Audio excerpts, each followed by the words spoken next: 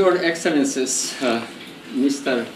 American Ambassador, Mr. Musumeli, and Mr. Josdoma from Netherlands, they're our guests tonight and very welcome in our premises, in our business club. And we want to share tonight some your opinions, your ideas, your experiences, how you see our situation and how you see not only our situation in Slovenia, but also in Europe and maybe also worldwide. What are our chances? What are our problems? What are our challenges? And I think in these times there are very, very many. And we would like to think about all the problems. We would like to share the ideas and maybe with all together to find also some solutions and answers. Thank you for coming. Welcome. With us is also Mr. Matej Kovač. He will be tonight our moderator, and I hope he will do his work very good as usually. He's our regular moderator. Okay. At the same time, I would like also to greet the President of Nova Slovenia, Mrs. Ljudmila Novak, Minister of Defense, Mr. Aleš Hojs, and President of Committee for Foreign Affairs, Mr. Jožef Horvat, and Secretary of Defense, Mr. Peter Stavanja. And all of you are also welcome. And I would like to thank also Mr. Tone Tomažič, who organized all this event today. Thank you, Tone, and thank you for coming. And the floor is yours now. Thank you. Okay, thank you.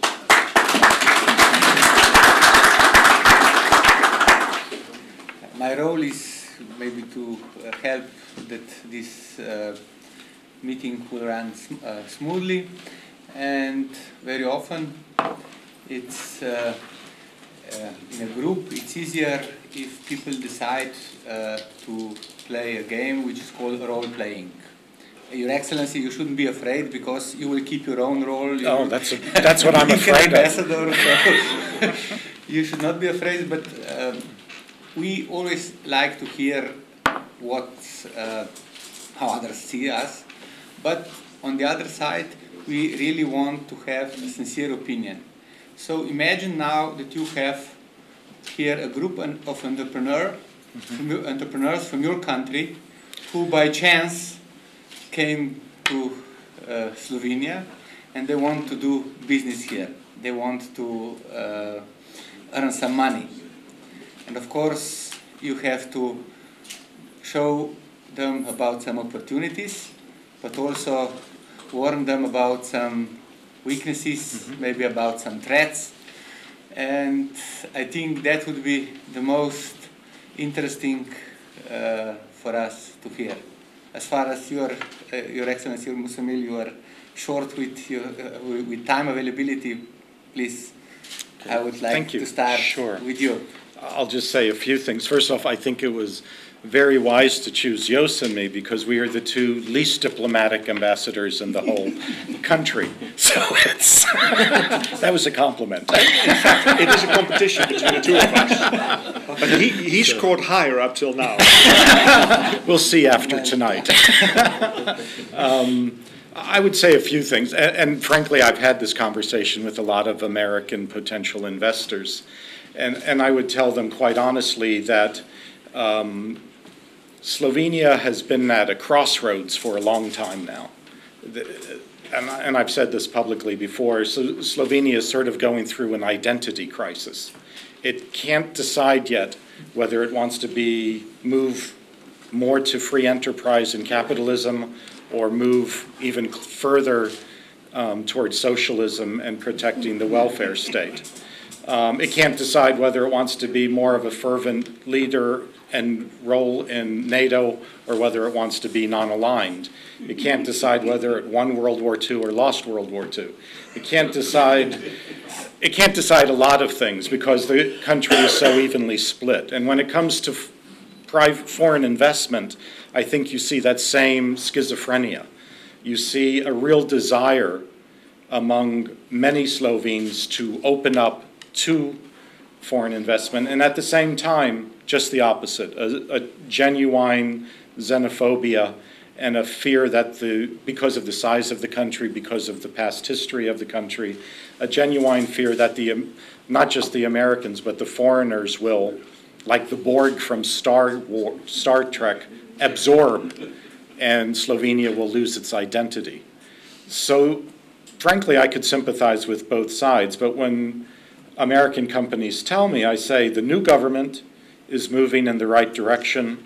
They've already proven that they have the flexibility and the negotiating capabilities to push through difficult programs.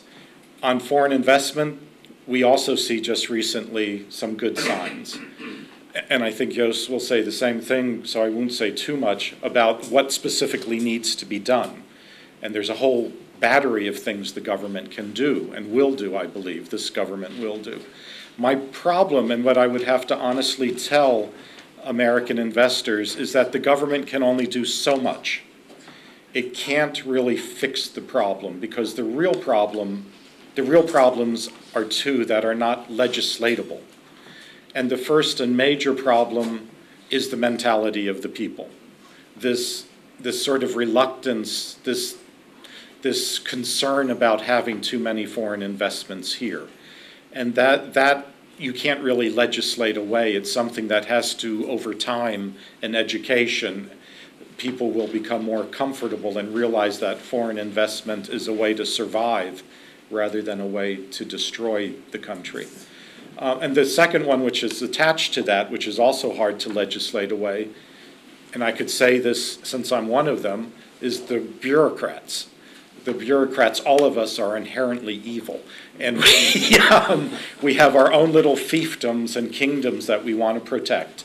And it's very hard to open up any country to foreign investment when the bureaucracy is afraid and wants to preserve its own interests. So those two things, and for the first thing I would say, the real villain for the last 20 years has been the mantra of national interest, that things are in the national interest so we can't do them. And I think that has helped preserve a very small elite group who have used the national interest for their own personal interests, and it has been done damage to Slovenia's economy. That's enough. I've said too much. Thank you.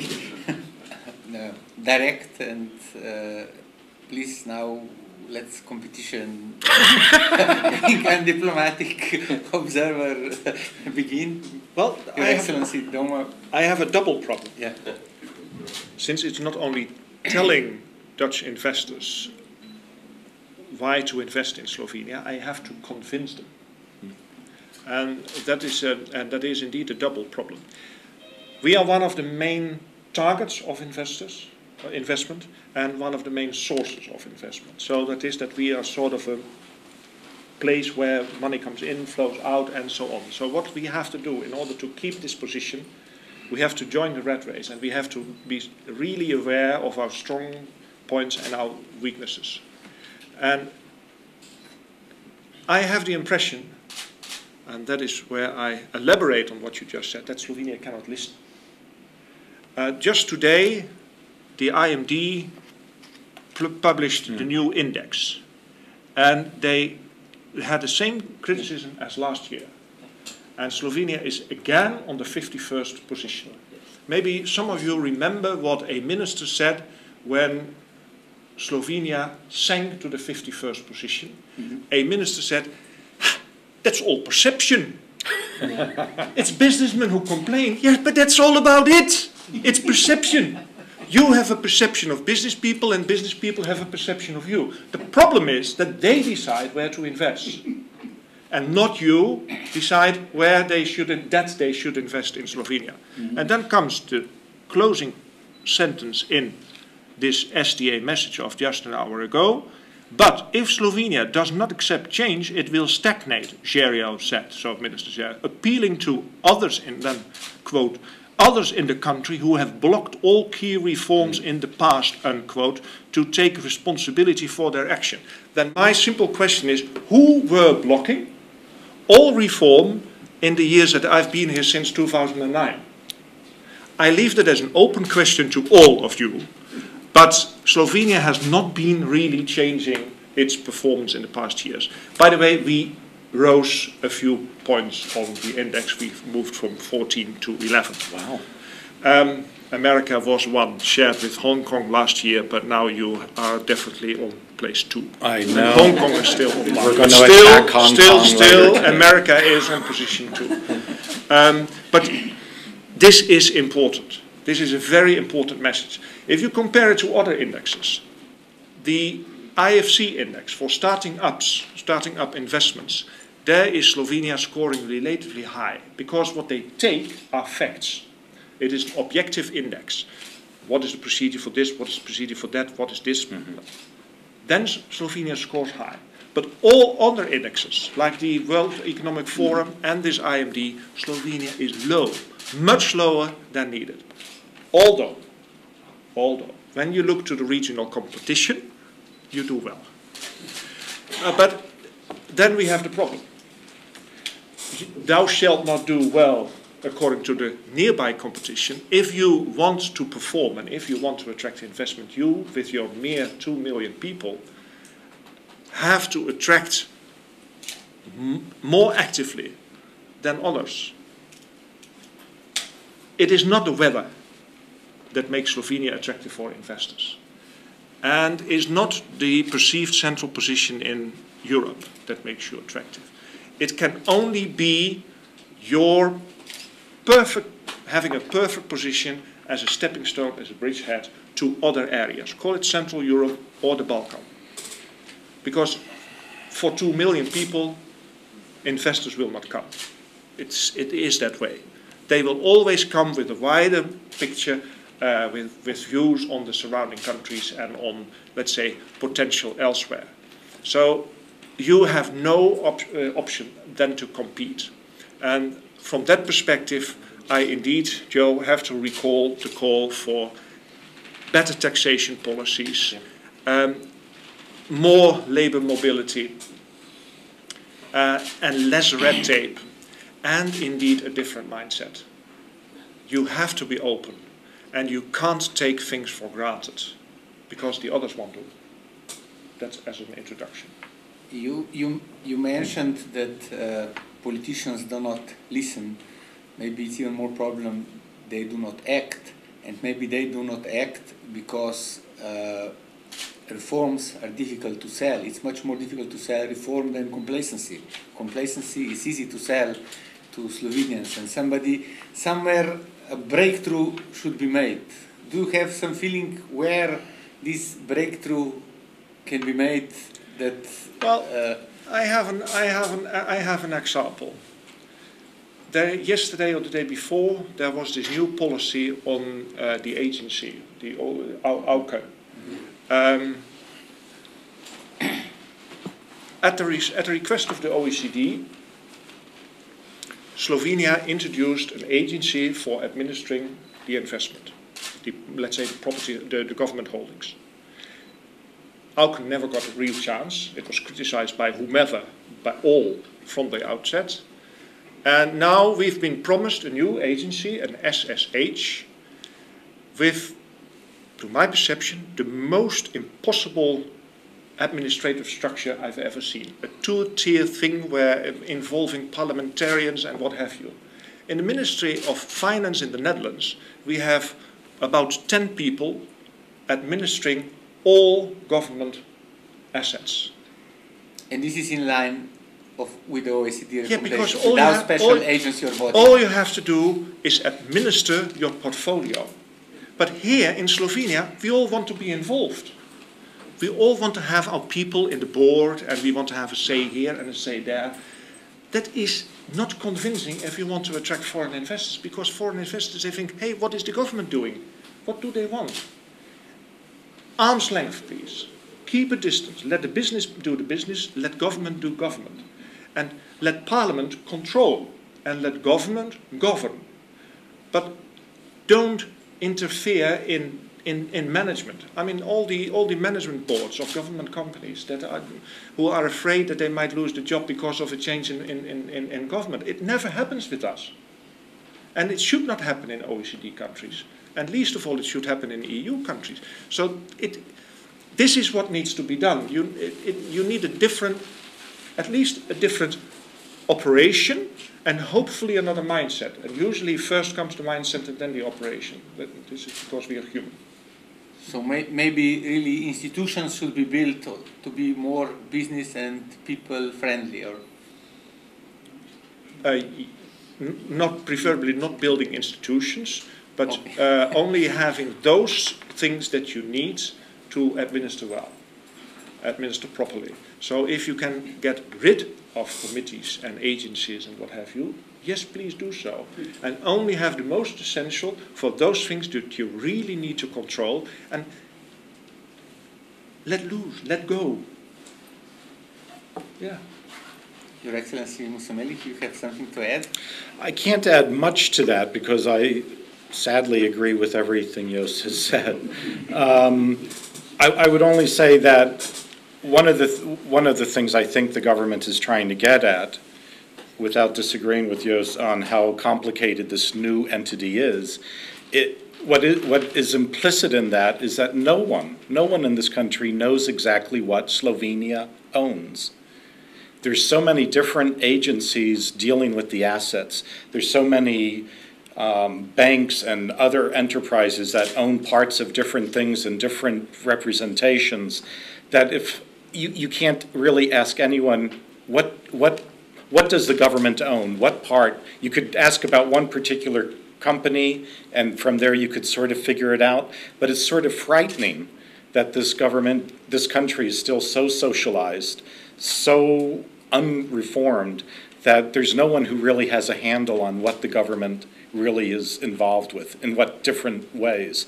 So there will be some value if it could be streamlined and not be so complicated to have one entity that you could actually hold accountable for all assets. I would also say that what Jos is saying goes back to the main problem, that apart from the politicians, it's the bureaucrats. And when investors come and ask about, because for whatever faults you have with the old government or with the new government, both Prime Minister Pahor and Prime Minister Janša are very pro-business. They both want to bring in business. But it isn't enough in this country to have the Prime Minister, the Finance Minister, the Econ Minister, the President of the Republic even wanting it. Because if the bureaucracy is against it, it doesn't happen. Whether it's on a local level or the national level, there's just too many people who have to sign off, and it just doesn't get done. So if I were to say, before I could really convince American investors, we'd have to see real good faith efforts to streamline the bureaucratic process and privatizing, that there's just still too much that is not really in the national interest, that the government owns too much of.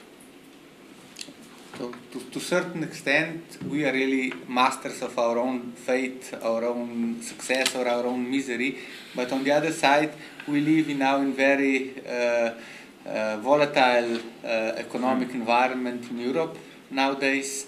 We have this debt crisis in almost half of Euro countries. How do you see Slovenia, which is positioned somehow in between the two blocks, against, as you would say, on the crossroads, yes. Not clear whether we will lean towards half bankrupt Mediterranean countries or whether we would lean to the more stable countries. How do you see Slovenia position, and what are your maybe speculation or perspectives of our outcome in this instability?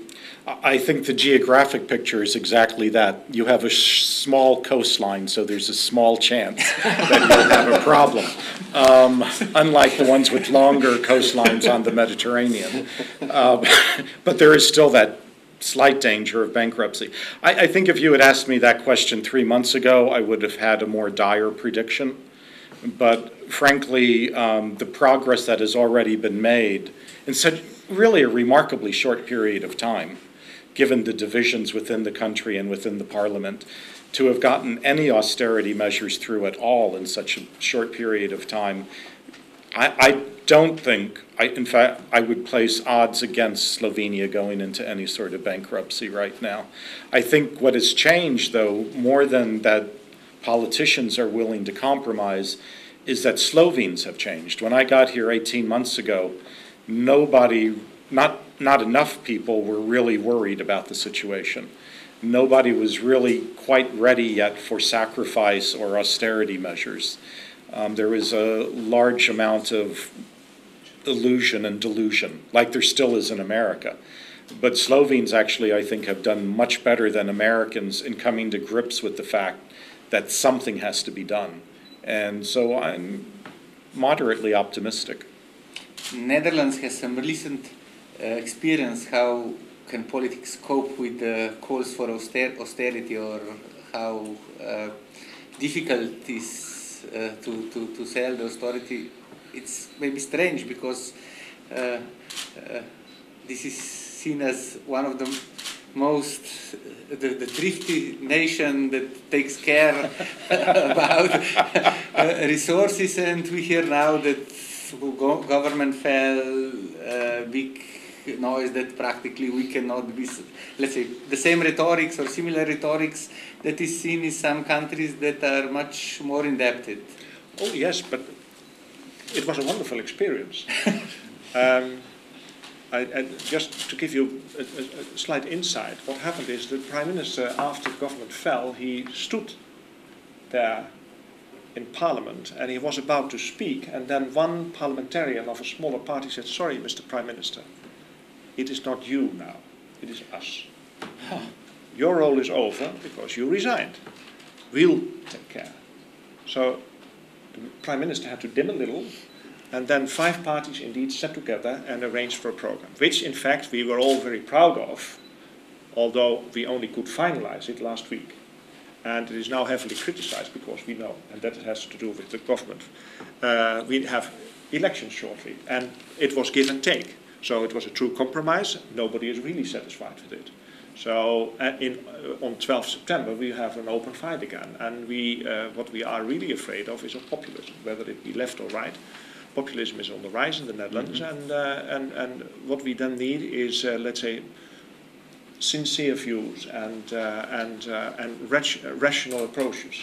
And you have had sort of the same experience. I mean, if you take the discussions of, let's say, summer 2011, and the discussions of the past months, you are blessed with constructive government and a constructive opposition. And things have been different, so that looks good. And Slovenia is really not in the danger zone. The problem is for Slovenia that you are not a peripheral country, you are a marginal country. Even less than the Netherlands, you can control your own future. And so what your past and your present Prime Minister have done is align themselves with, let's say, the leaders of the Eurozone. And whether he, they, we like it or not, that is a safe route. And in the meantime, then restructure. And the austerity policies that have been taken and should be implemented are, I am afraid, the right decisions. Of course, they are debatable. And what strikes me is that you, in fact, have virtually no debate. You have some economists who criticize everything, but they are relics of another time. And for the rest, you have economists who want to do it a bit differently. But you don't have a fundamental debate that, let's say, a Krugman. I haven't seen a Krugman here in, maybe you know this columnist from the New York Times, the economist Krugman from the States. So let's say a more Canadian approach. We had a finance Krugman for a finance minister not so long ago. We have Slovenian Krugman as a finance minister not so long ago. Oh, the real name. Yeah, No, but No.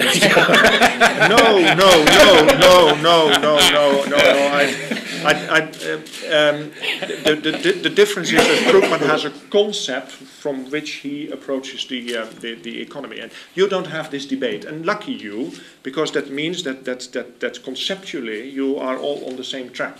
And I think that is the right track, and that might indeed save you from things getting worse, because your debt position is much better than most of the other EU Euro countries, and hopefully your new measures will prevent you from having a larger deficit, or a larger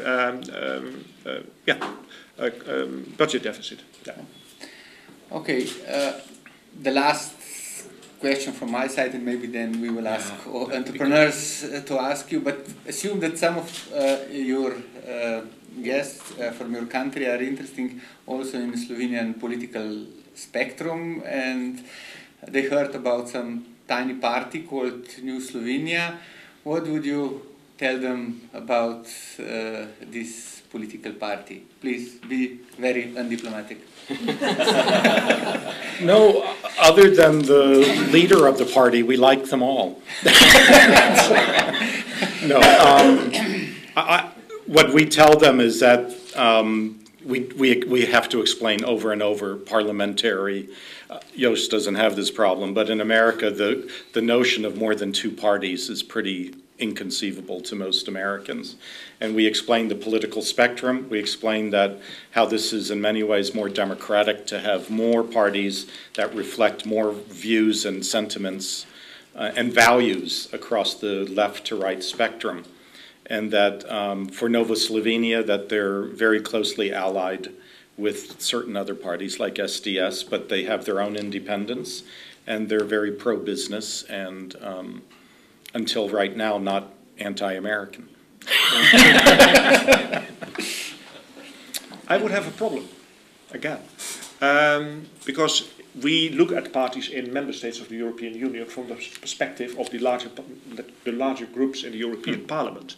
And the dominating party in the European People's Party is the SDS. Luckily, you have, even when you were a non-parliamentarian party, you had a member of European Parliament. He's well known, luckily, so that saves you from that problem. But I indeed have to explain that there are, let's say, an SDS, which is the larger party of the European People's Party, but there is also a party that calls itself Christian Democrat, and that rings a bell in the Netherlands. And that's you. So, and you're right, we always have more than 10 parties in Parliament. So we are used to explaining. But I have a question in return, if you allow me. Yes, please. What does a Christian Democrat in Slovenia has as a conception of how the economy should look like? What makes you, what defines your let's say your political concept of the economy? The problem is, I looked for it, I saw a YouTube film, it was with you. The problem is my Slovene is so poor. Yeah. So now I hope to get my chance. What defines you when it comes to the economy? What makes you different from the other parties, even in the coalition? Will maybe somebody try? I can give you an undiplomatic answer. Oh dear. If you are ready, I can give you... undiplomatic this evening. Yeah, let's say, I would say the economically Slovenian Christian Democrats are again, in a way, on a crossroads for the old time. It's on the crossroads between Christian socialism and classical liberalism. So part of us, and okay, each person may be a little bit different, would be more inclined to, let's say, certain respect, of course, let's say, to private property, so that this socialist, socialism is softened by Christian teaching regarding subsidiarity, regarding property, and so on. But I would say a lot of my friends that call themselves Christian Democrats are, from my point of view, quite socialists. Interesting. On the other side, a lot of Christian Democrats in Slovenia are aware, you mentioned they are pro-business, they are very much focused on family companies, and practically family companies, they are everywhere in the world anti-socialist. That's right. And they are pro-business because they know that everybody in the family has to work hard and nobody is exploiting anybody. They're all working to live on something. So this part is an ingredient of, let's say, Christian democratic mentality that I believe we should in a way build on. And if you look the measures of our parliamentarians and also the rhetoric during these last 3-4 months, it's clear that we are less and less on the crossroads, and that in a way this socialist mentality is waning, but on the other side still this sensitivity for which I think is quite good and it's needed, is for for poor people in a way, to put this way, is important. Partly also because this is maybe difference if you compare Christian Democrats to Slovenian Christian Democrats of all parties maybe to Christian Democrats in the West. Our politicians, they represent the poorest people in the country. If you look, our members, at least to my knowledge, maybe this is different. I'm not so much involved with the politics on the ground, but if one would go to Durs, now they're popular, and took out the party membership of all the parties, and you will look the personal incomes of taxes of all the members, it would be clear that Christian Democrats are representing in a way people that lost in transition quite a lot. That's right. And that's clear that politicians should be very sensitive about their needs. So that's my way, but probably... Yeah. Yes, may I add only 2 words: free enterprise and solidarity. That means give a chance that the people can work for themselves, but on the other hand, the state on ourselves must be also we have some solidarity with all the people who don't have privileges. That means free enterprise and solidarity. Very simple, because we don't want just to work for ourselves to get rich, but also think on our people. And that's the point of Christianity also. Be responsible and share. Okay. Now we introduced ourselves to the entrepreneurs from your country. And now I would move to some maybe questions from the audience for our guests. I hope there are some questions. It's always hard to ask the first question. Somebody has to start. Yes, brave. Jože Jurković, I am in charge of senior society in our party, and shortly ago I read a text from Helmut Schmidt, who was very important in 50s in Germany, politician, and his speech in December last year, on party speech, and he mentioned a few facts that we maybe all know, but we are not aware. He started, he's now more than 90 years old, in a wheelchair, and he said in the beginning of his life there were 2.5 billion people on ours. Now there are 7 billion people. This is within 100 years. In the 50s, there were in Germany 85% of farmers. They are less than 2%. And in Germany, you have to spend more than 80% of family budget in 50s for food only. Now it is 13%. And he wants just to leave a message. Europe represents at the beginning of his life almost a quarter of world population, and now it is less than 10%. And so fast is dramatically fast is changing the globe. And my question is, how do you see these changes? They are really fast in the last 50 years. Thank you. Well, It's not directed to tough any person in question, but particular. maybe It's an intriguing question with those particular statistics. It's something I think the right wing worries about too much, to be honest, about the loss of European identity or even American identity and being overwhelmed by the rest of the world. I think there's a more serious problem with the exponential increase in the population, that environmentally it's going to be much more of a challenge in another 50 years what to do with all those people and how do you keep it from descending into chaos. But I don't worry too much about either America or Europe losing its culture or its identity, because I think over time, if immigrants and others are allowed to become part of the society, genuinely part of the society, then usually they become more European and more American than the original inhabitants, and it just goes on from there. So, but on the more, there's some very serious problems there for education and feeding and employment. It could become a nightmare. But if you would ask somebody in the 50s, what would you do with 7 billion people, they would say it was hopeless and that the world would be in chaos, and it isn't. Not yet.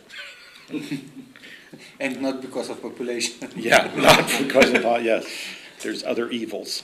Yeah. When I was a relatively young boy, they published the Club of Rome report. Yes. I think it was 1970. And in the then Netherlands, that report was, especially by Christians, criticized because it had almost an arithmetic approach of what would happen. They pronounced, so to speak.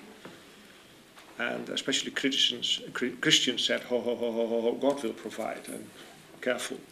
But anyhow, lots of things that they predicted have happened, and there is a new report drafted, and it's not, let's say, much more optimistic. But still, the caveat is valid.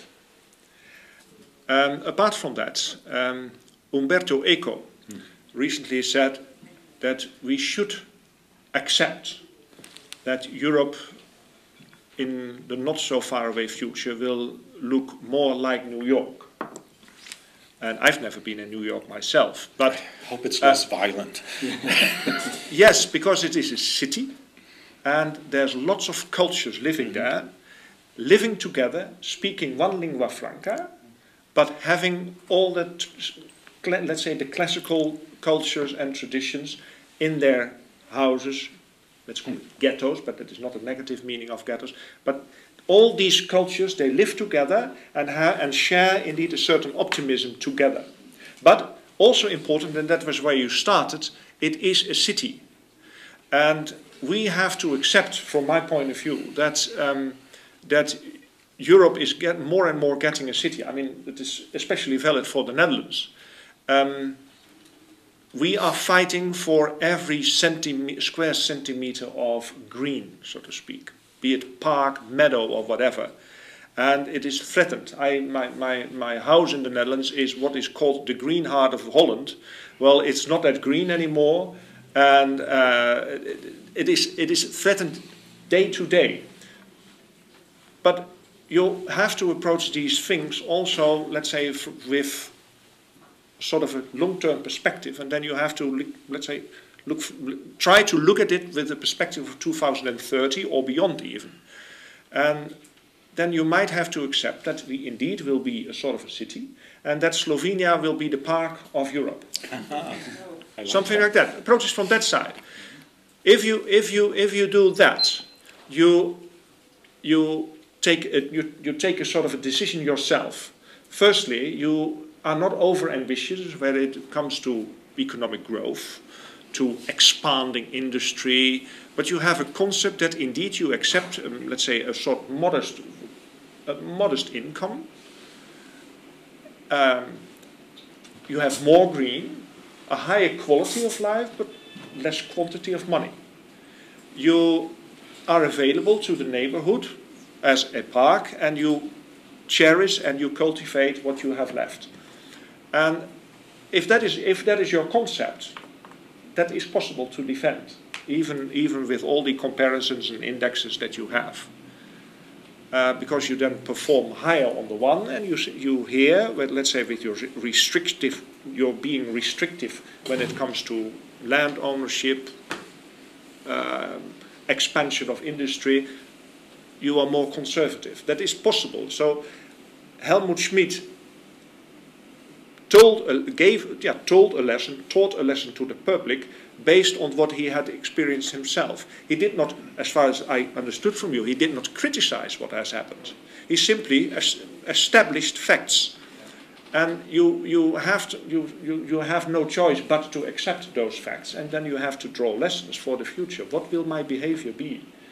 And so what will you do with what is given to you, and what will be your view of your future?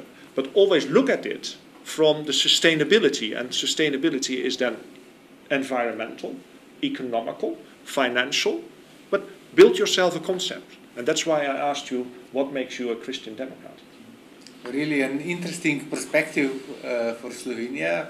I think it would be quite difficult to get a national consensus on this, but maybe also out of chaos, certain order can be achieved. Yeah, but it entails choices. I mean, we have the number 4 airport in Europe, near Amsterdam. If you look at it from the perspective of fiscal planning, it is sheer madness. I mean, it's one of the most densely populated parts of the world. You have an airport with 5 runways, which is more than most of the airports in Europe. But we want to be a hub. We want to be economically viable, and so that is the decision we took. Our port, Rotterdam, is growing and growing and growing. That's a decision we took. Can it go on? Can it go on into the sea? I was in Koper on Tuesday, and I had a discussion with the mayor, and he is facing these choices. Do you want Koper to be a tourist resort? Or do you want Koper to be the port for Central Europe? You need to take a decision. And he confronted me literally with his vision, the look from his window. What should the look from his window be? Mm-hmm. And I have friends above Ankaran, and they have the same question to ask themselves and the politicians. So indeed it entails choices that you make for your longer term future. You have to make them now. It's not easy, but you need a concept. Thank you. Maybe some other question from the audience for our guests? Alex? Yeah, Mr. Excellency, I would like to say that I do not agree with that vision, because if that happened, I have to reduce the army. And I'm not agree with that. So, you do it anyhow. Make them park rangers. I did not say that they advocated it. Eh? I said I gave it as an option. Option, okay. Now I would like to ask you some more serious. There was a big debate in Europe after the one of Mr. Holland, where the Europe will go. It seems that there is a big gap between France and Germany. From my point of view, there is no big differences. I would like to ask you, how do you see that gap because I think that Mr. Holland was less or more on a popular side in the elections. After that, I think that he will change his way and he will be as Mr. Sarkozy was. So, you know, a few words about that. Yeah, I'll just say a few. You were in Chicago, so you know better than even I do. But from everything I've heard reports back from Chicago, you're absolutely right. That Holland, whatever he Call can... him Hollande, please. Hollande? Really? We are Holland. He campaigned on one thing, but reality will push him more to the center. But we see this on so many other things. We had Ronald Reagan being pushed to the center eventually on economics as well as military matters. Obama being pushed from the left to the center on things. So I think it's the natural course, not that politicians are hypocritical, but they do become more realistic once they're elected. And they have all sorts of forces pushing against them, and they don't want to do something so radical as to alienate themselves and their own family. And so, yeah, I'm not worried at all about that. And from, let's say an EU perspective, because he has said lots about the EU as well, he's asking for growth. Interestingly, not that long before he made those statements, there was a letter from initially the British and the Dutch Prime Minister, but they were joined by many others. In fact, it is called the growth letter. And there were about 7 points in it asking for initiatives for growth. The problem is that this growth is not a growth that Hollande favors. It is liberalizing, it is also having a common services policy, so a true internal market for services, which is not popular neither in France nor in Germany.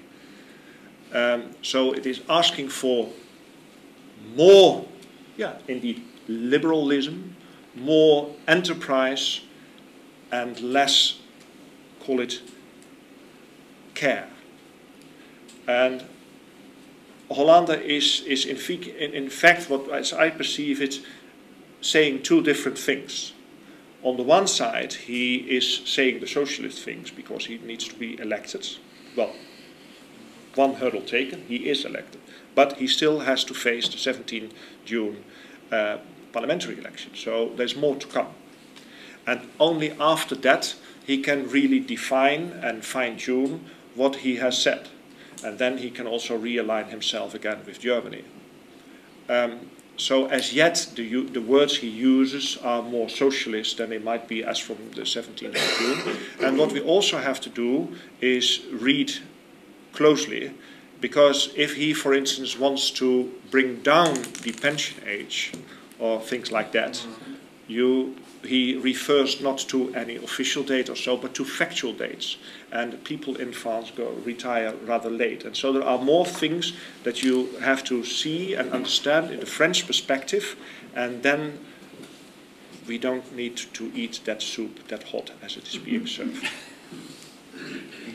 Mr. Tomasic? Yes, as you know, this is a business club also, and we are meeting monthly. We exchange information, we are looking for contacts, and we would maybe like to hear some of practical illustration of your activities on the economic diplomacy, or maybe even some projects or suggestions how and where should we look for contacts with your businessmen, for possible investors or something like that, if you have. We have a whole program for potential people who want to work in concert with American businesses or invest in America or otherwise. We do this through our Foreign Commercial Service. We don't have a Foreign Commercial Service officer here. There are several in the region, usually from Vienna. But we do have an economic commercial officer who is the person to interconnect with right now. And if you want to meet with her, she'd be happy to meet with a group of you anytime, or individually, if there's any specific concepts you have in mind or proposals. It's pretty easy. Right, Martin? Absolutely. She works for him, so but ultimately for you. In fact, I was just in Nova Gorica today, and I met people in the Chamber of Commerce. I visited two companies, and that is not only, let's say, to present potential for the Dutch or so, that I have things on offer, but I want to know Slovenia and to meet business people. And okay, we were together deliberately somewhat critical in the beginning, and from my perspective, we really need to be, as when it comes to, let's say, macro approaches and meso approaches. So what does society think? What does government do and think? But when it comes to visiting businesses, I enjoy it.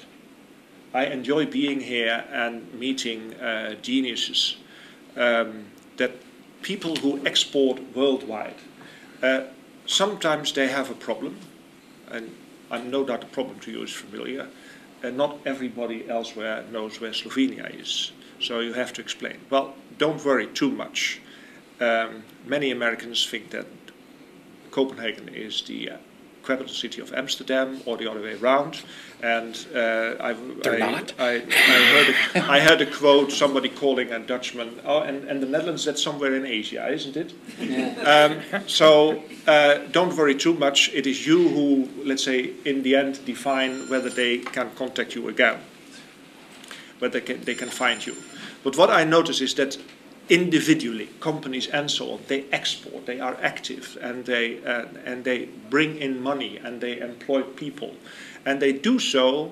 And then I touch upon your reference to Christian democracy. They do so in what we in northwestern Europe call the Rhinelandish way. So maybe you could also say the German way. There is this solidarity and there is this care for the people. So there is a very modern approach when it comes to doing business, and there is the old-fashioned, familiar approach when it comes to your staff. I heard another expression of this, the polder market economy. Oh, that's more the Dutch. But we can, and in polders you can find a lot. But it is if you and then I return to those indexes. If you want to rise on these indexes and you want to keep your model, that is possible. We in the Netherlands are usually quite criticized when it comes to our labor mobility, when it comes to our social structure, when it comes to government involvement in socio-economics. So we share the blame for sort of the same policies as you have. In the meantime, we do better in other sectors, so then we balance it out. So it is a matter of choice. And your business people are very active. They travel the world, they sell a lot, and they do good work. And I can always recommend that also to let's say, do business with from the Netherlands. But then comes a problem again, that we also are provincial, our business people, and we have to cross the Alps. Some more questions, maybe? Okay. I think I have to leave. Yeah. It's 7. Yes. Oh, that clock. Sorry, we have an American Chamber. I apologize. It's set from 7. Yes. I have to go give a speech about how wonderful Slovenia is for investment. So, good luck, guys.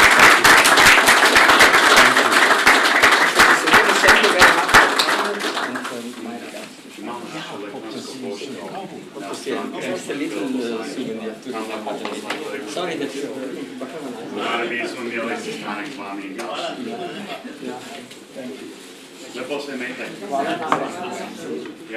Ja, pozdravljeni gospodinice, posebnice. Ja, sorry. Ja, lepo se imejte. Now we are here Europeans among ourselves, maybe. They are gone. Please, a question. Well, anyhow, we are crippled somehow at the moment.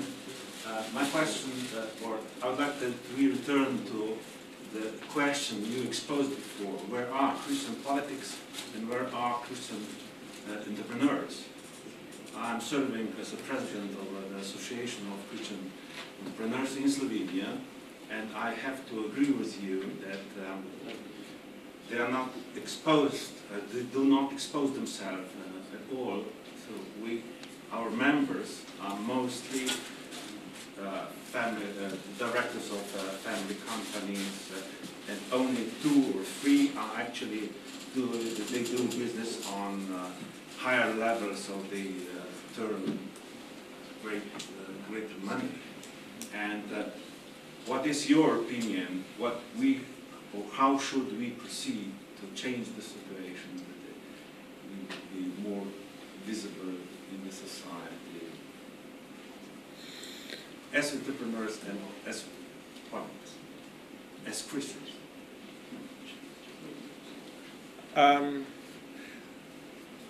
In fact, this is quite a complicated question, because apparently is there an audience for you? Do you think that there is an audience for you? I think so.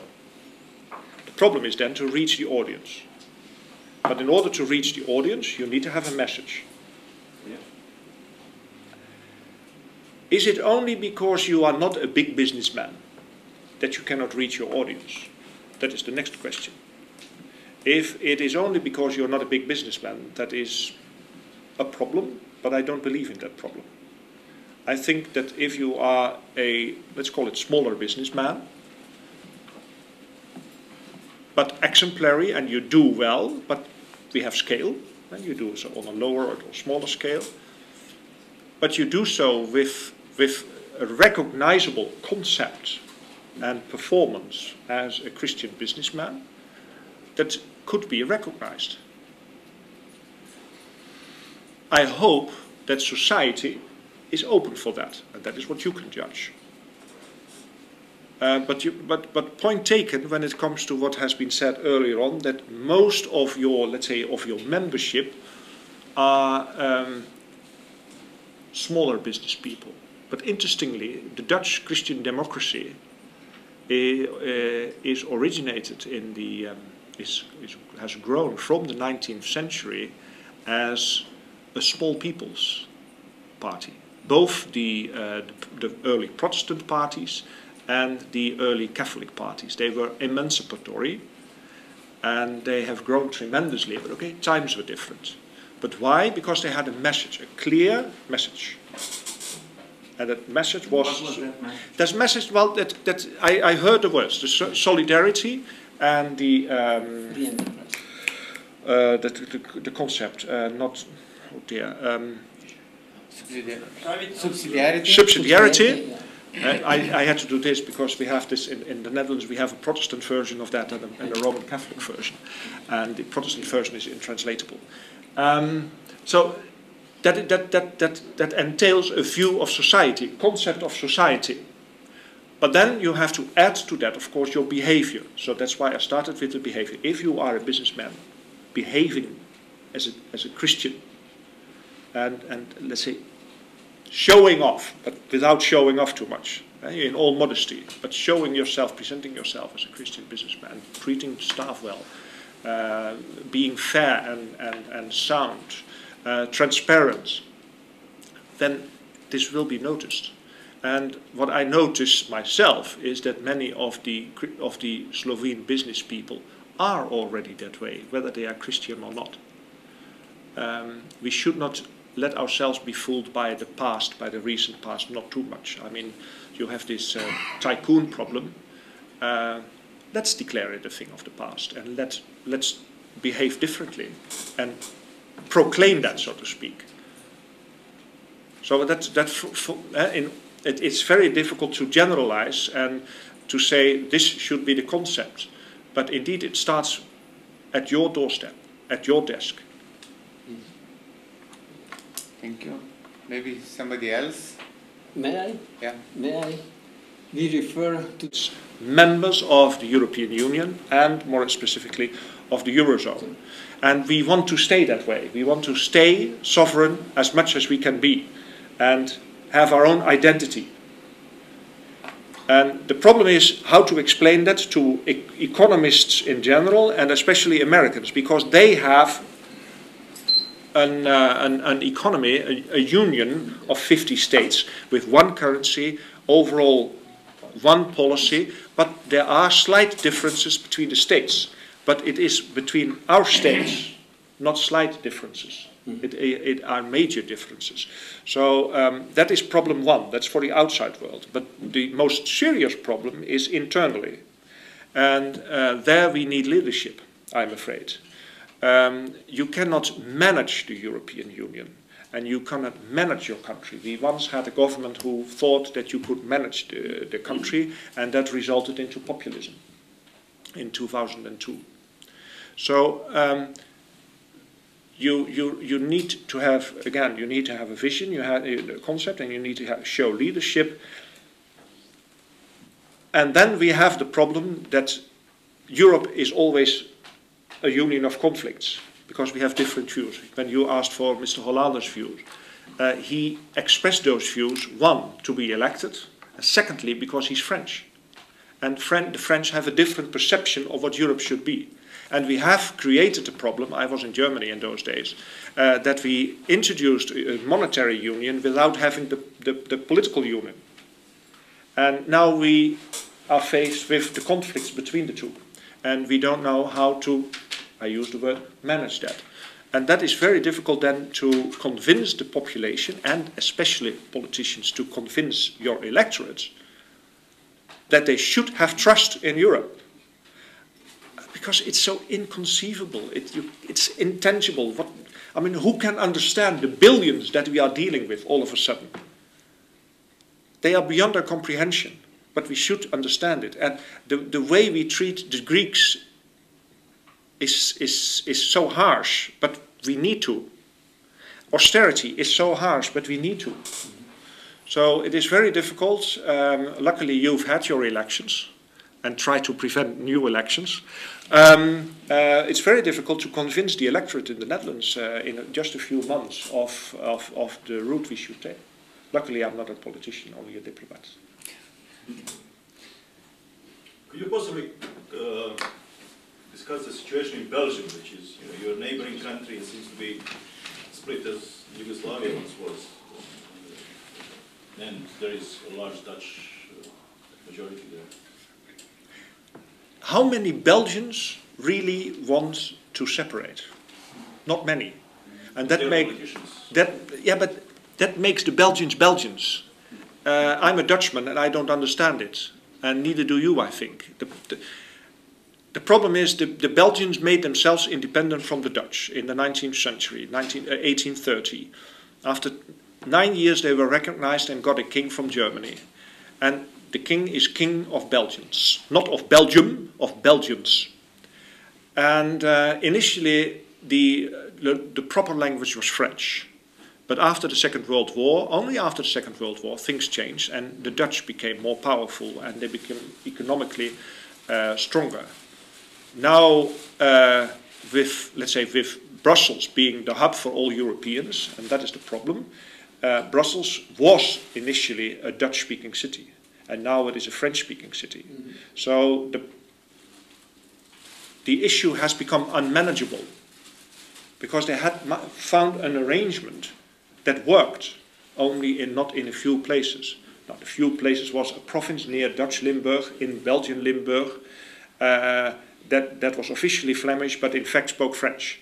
That was one problem, but that was manageable. But Brussels is so sensitive, and then you have only one issue, and then you have the financial issue. But still, they want to solve their problems themselves. And in the meantime, thanks to that, they have become the staunchest supporters of European integration. Because what Europe has brought about, definitely, is that states have become less important and regions have become more important, apart from Europe becoming more important. So there is a rebalancing of powers and of, let's say, loyalties in Europe. And Belgium is sort of a prime example of that. And in the meantime, it has a tremendous debt. over 100%, and it's doing well. And they are Belgians. Mentioning regions, do you think we Slovenians do we need regionalization, to institutionalize regions in the Slovenia? Oh. Do you think this is important for us? I advise you not to do so. But that's from my perspective. We have provinces. And in the Netherlands, it is very difficult to define precisely what a province should do, different from the state or the municipality. But, I have to admit, you have many small municipalities. And what I noticed on my trip, I was positively surprised today in Nova Gorica, but I have visited other municipalities where let's say the municipality, the administration simply has no, let's say, no message, no view. What do we want economically? Because usually I discuss economy. What do we want? Why should we attract foreign investment? What is the economic policy we want to have? It is you have to invest in the quality of your municipal level, I should say. That the politicians and the officers really have, again, a concept, a view. What do we want? Where do we want to go to? What do we want to attract? What do we not want? Usually in the Netherlands, not usually, in the Netherlands, that is sort of governed by the province. Especially the commissioner of the Queen, the chair of the provincial estate, he is appointed by the Queen. He has to, let's say, report to The Hague on the quality of the management. In France, you have the préfet. And that's a very interesting example because the mayor in French municipalities usually is somebody with his mind elsewhere. A politician. The Prime Minister of France can be also the mayor of Bordeaux, which is inconceivable. But it is possible because Bordeaux is managed and there is also a préfet. And the préfet is in fact representing the state. So the country is much more centralist than you would think. And the mayor has less power than you would think. Here, your mayor has lots of, and the municipality as such has lots of responsibilities. And what I noticed, I visited Prekmurje the past weeks a few times, and what I've been told is that the one municipality, if this is the municipality, they start an economic zone here. And then the neighboring municipality starts an economic zone there. Why not do this, so to speak? And then you have adjacent economic zones. Where's the planning? Where is the cooperation? Where is the will to cooperate? And somebody needs to check on that. And apparently you miss that. But that should not mean that you should introduce provinces, because you might introduce lots of new problems. It is a matter of approaching the issues and of willing to cooperate. Thank you. Are there some more questions for audience? Yes. I have one question. Also, so as I see, Slovenia has problem with this communistic law. Is horizontally and every time is manage everything. But anyhow, Europe has go now to this direction to that the people shall work longer, also in the period, and we have very big unemployment of young people. That is one side, and the problem is of these young people, they have two choices mostly. One is to go to the drugs, cocaine and so on, and the second is they make bodybuildings and so on, and take the parents the money that they have. And that is very good for our minister for defense, because he will have very good soldiers. In one way or in other way, he will have problems with gangs if they will not go to the soldiers. And the other thing, the same thing is like Germany now need very lot of employment on people from here in Slovenia. There are many from Bosnia. They are waiting to get a job in Germany. Germany. But no, that means that the same problem as I described in Slovenia is also in Germany, everywhere in Europe. The young people don't work. And now, how we will make as Europe concurrency to, I will say, India or BRICS countries where they have workers with 30, 40 years full of power and so on, and we will have 70, 60, 70 years old workers. And how do you think, how shall Europe manage this? Thank you.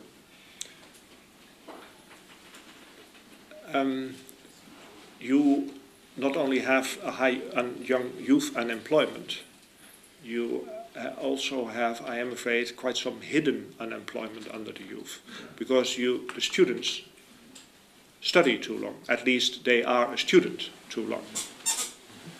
And so they postpone their becoming active in society.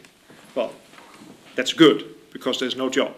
That's the one approach. But the other approach is that, indeed, and that is also advised by the European Commission, also to the Netherlands, invest in education. Go on investing in education, because that's where we can only beat the others. We cannot beat Asia with wages, because we cannot lower wages. That is impossible. If need be, we can. That is proven in the Baltic states. But there the need was really serious. But invest in education, invest in high output, so to speak, in economic terms. My American colleague used the word crossroads a few times. What is striking for me in Slovenia is that you combine a modern society and a very old-fashioned society. Most of the Slovenes have two houses. They feel loyal to their rural house, and they also have a flat in the city. But they move out, also students, which is, I cannot understand it, but Ljubljana in the weekend is empty because all the students go home. That's where they belong. So I think that you indeed have to invest in employment, also in the rural areas, and never let happen what happened in France, that you have dead villages. Mr. Zupancic, Tomasic, you asked for, let's say, policies from our side when it comes to the economy. This is where we as an embassy try to invest in, but it is mainly not really investing money, but policy efforts. From our perspective, we want to promote your being more self-sufficient when it comes to vegetables, because 32% of self-sufficiency is too low. That means if you want to reach the large public, you have to have it large scale. So that's the one sector. But the other sector is your markets, and let's call it organic food. And there we also try to promote better quality and better marketing and better logistics. Because we need to have people in the remotest areas where they are now. We have to keep them there. We have to find employment for them there. So, and starting an industry in a remote village is a non-starter. That was a Yugoslav, and that is what you mentioned, communist. Those were wrong decisions. We see it in Lava, having a refinery there. What is it used for? So you need to, again, to have a concept, what should we have in Bolvets, what sort of industry, what sort of employment should be there. But we need to keep the people there. It needs to be a livable village or town, not only a weekend resort for people from the city. So that's where we have to invest in. We have to, and I say we because I feel responsible in a way, living here. It is the students, give them a future. That's very difficult because they need a future in, especially the, let's say, the higher jobs. Then you have the lower jobs, and the problem of the lower jobs is they can be so boring that you don't solve your, let's say, your drugs problem. Then I can only say that you have to do what we should have done already, and that is give them a future. And then I mean a view, belief, whatever you call it, but give them a concept of society, of why we are here. And then apart from that, but secondarily, we need to invest in the rural areas, and we need to. And then I come back to the first things. We need to be open for new employment and receptive to foreign investors. Not being afraid of that. And well, I just had one. I think I have to leave it there. But important is that foreign investors can come with new concepts, and challenging concepts, and you have to attract these new investors. But you also already have them. I mean, that is what was so striking today. I went to a company now, Iskra Auto-Electrica, that is well known. It's incredible what they do, what they export, what they produce, how leading they are in that sector. And I also went to a company that is supplying all the atomic research institutes, these accelerators like CERN in Geneva, with measuring equipment. And it's incredible. That is a Slovene company. They employ virtually only PhD people. It is incredible. You have it. You have so many exemplary companies. And so give space, give breathing space to these entrepreneurs. So know as a party, and especially as the economic commission of the party, know what hinders and try to fight those hindrances and let business breathe and create opportunities for business people and indeed especially for the youth. I would end here with these encouraging words. Thank you very much, Your Excellency, for your, I would not call it diplomacy, but sincerity, that you are so sincere and thorough with us. We hope we'll meet again. Thank you. Pleasure. Thank you.